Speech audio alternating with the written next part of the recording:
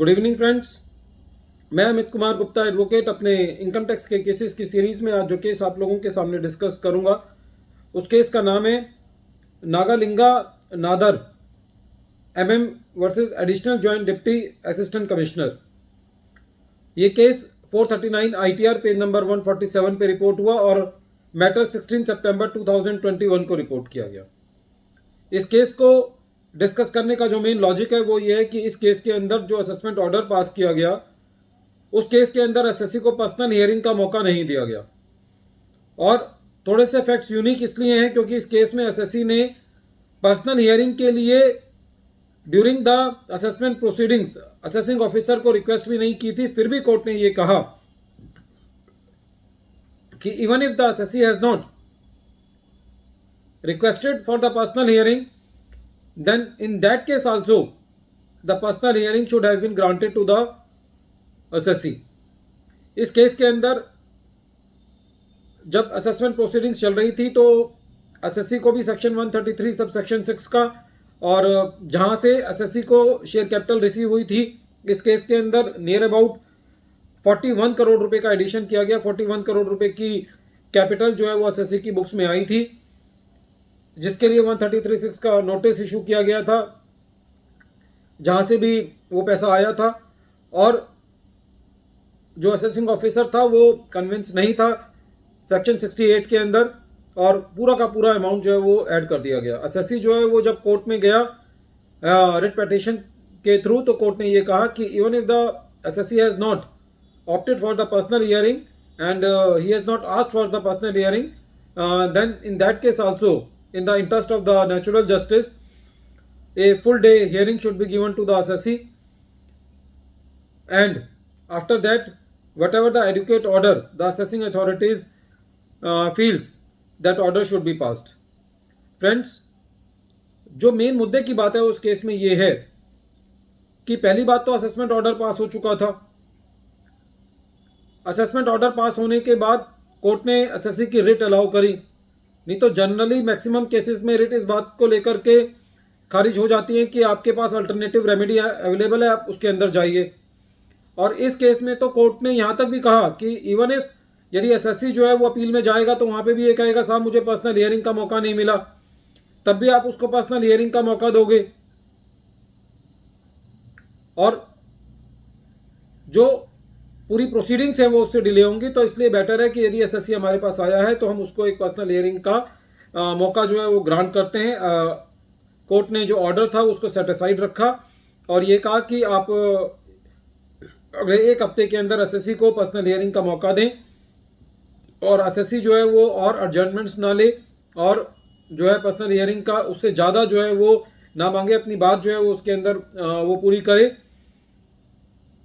और इस तरीके का ऑर्डर पास करके मद्रास हाई कोर्ट ने एक तरीके से ये एक मैसेज दिया है कि पर्सनल हियरिंग की कितनी महत्ता है।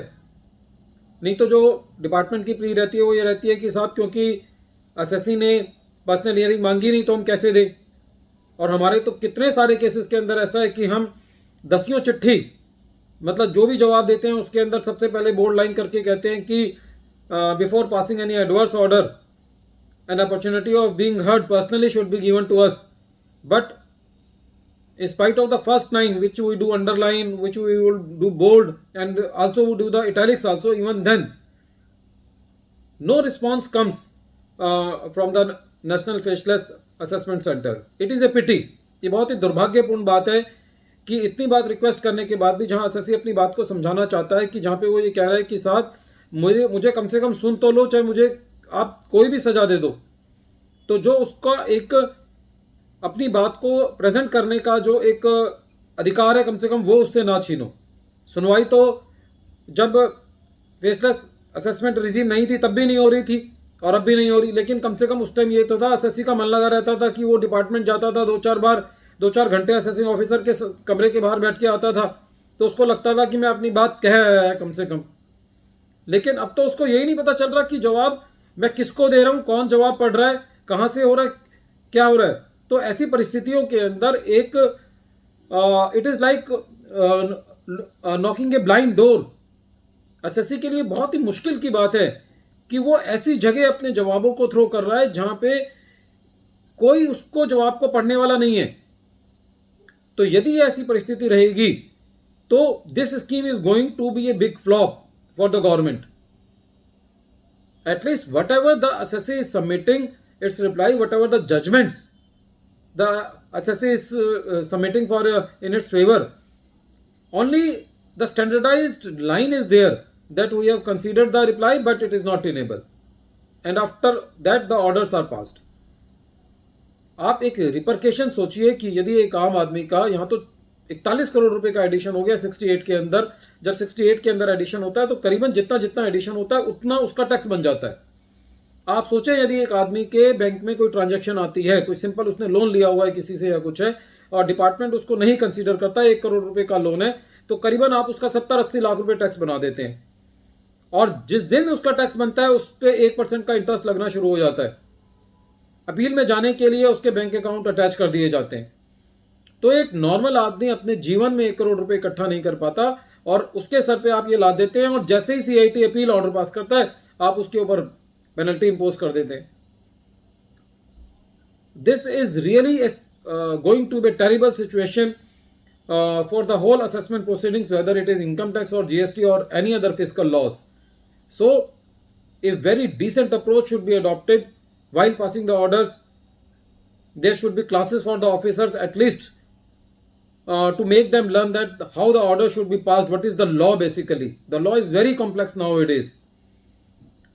But all the orders are being passed without following any procedures of law and in a very haphazard manner and by keeping all the provisions of the law under the carpet. So this is a very alarming situation which our government should take care and at least incorporate in the budget some provisions where some administrative guidelines should be issued that should be followed by all the National Faceless Assessment Center, National Faceless Appeal Center, National Faceless Penalty Centers, whatever the faceless regime is there, but there should be a very standardized form. There should be a responsibility who is reviewing the matter, किसने matter को review किया, assessment order को review किया। जो assessment order, जो draft assessment order आता है उसको as it is final assessment order बन के आ जाता है। तो इसका मतलब किसी ने उसमें डॉट भर का भी रिव्यू नहीं किया। इसका मतलब जो रिव्यू करने हैं वो बिल्कुल वो उनके पास आता है और वहां पे किसी क्लर्क को बिठा रखा है जो कि उसको बटन दबा देता है। No approval is there. So if this going to be the situation then the fate of the assessment orders are going to be very bad. Once again, I am repeating the name of the case. The name of the case is Nagalinga Nadar MM versus Additional Commissioner of Income Tax, and this case has been reported in 439 ITR at page number 147. Thank you, friends.